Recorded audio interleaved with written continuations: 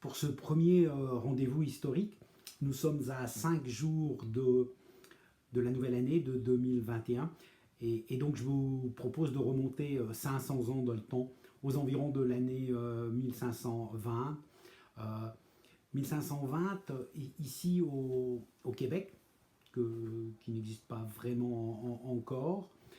Mais dans la vallée du Saint-Laurent, il y a quand même plus de 10 000 ans que des hommes et des femmes y habitent et y vivent. C'est entre autres vers 1620 ceux que Jacques Cartier rencontrera en 1534 lors de son premier voyage, plus tard en 1536 et 1542 lors de ses voyages suivants. C'est les Micmacs en Gaspésie, les Iroquois dans la vallée du Saint-Laurent, à Stadaconé, ici, tout près de ce qui deviendra Québec. Mais c'est aussi les Inuits du nord, de la côte nord, de la région de Tadoussac, entre autres, qui, eux, ont des contacts avec l'Europe depuis bien avant Jacques Cartier, puisque des pêcheurs basques venaient précédemment.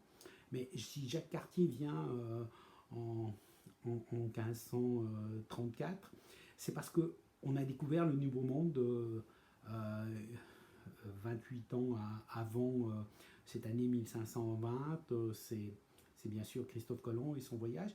Puis on a au début du XVIe siècle, vers 1503-1505, deux voyages d'Americano Vespucci.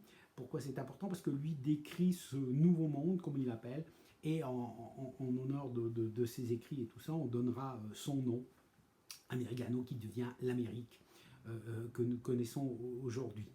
Et le lien que je peux faire avec l'autre région, le Valais, qui en 1520 vit une période assez troublée, c'est François Ier. François Ier, le roi de France, qui a envoyé en mission Jacques Cartier pour découvrir une route vers le Pacifique en partant de Terre-Neuve. C'est là qu'il va remonter le Saint-Laurent jusqu'à ce qu'est Montréal aujourd'hui. Il ne trouvera pas la route du Pacifique, mais il va la chercher.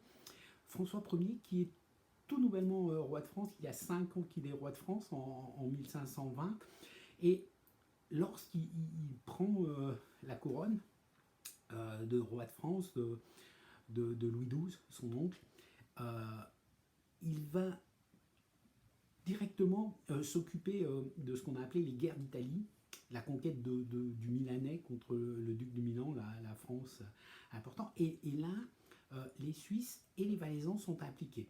En 1520, le Valais ne fait pas partie de la Suisse, mais c'est un allié de très très longue date.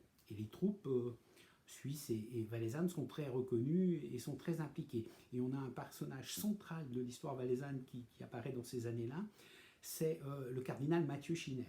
Mathieu Schinner, en 1520, est évêque de Sion, mais il est évêque banni de Sion.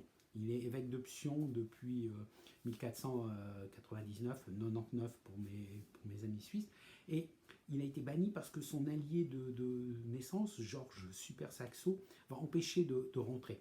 Et la clé de tout ça, c'est justement la bataille de Marignan contre François Ier, parce que à ce moment-là, Mathieu Schinner, lui, prend le parti de son ami, le pape Léon X.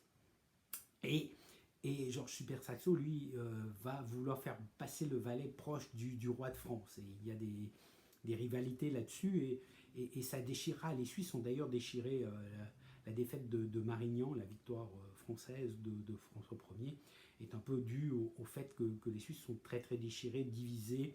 Les Valaisans, le seul roi et d'autres vont rentrer chez eux, alors que les Lucernois et les Zurichois vont vouloir combattre et perdre contre François Ier.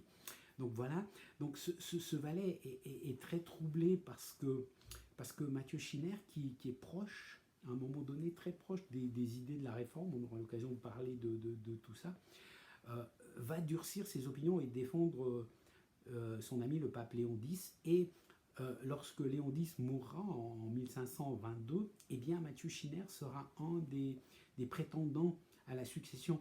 On dit même, on racontait ça chez moi en Valais, mais c'est une anecdote qui n'a rien d'historique, c'est qu'au fait il lui aurait manqué une voix, la sienne, pour être élu pape. C'est pas tout à fait vrai, parce qu'il n'aurait jamais pu être pape, puisqu'il avait un veto de tous les cardinaux qui étaient proches du roi de France et qui qui avait un peu la balance du pouvoir, comme on dit ici au Québec. Donc il fallait au moins qu'un de ces cardinaux bascule dans l'autre camp pour que Mathieu Schinner, finalement, ce sera un de ses amis qui va être nommé pape.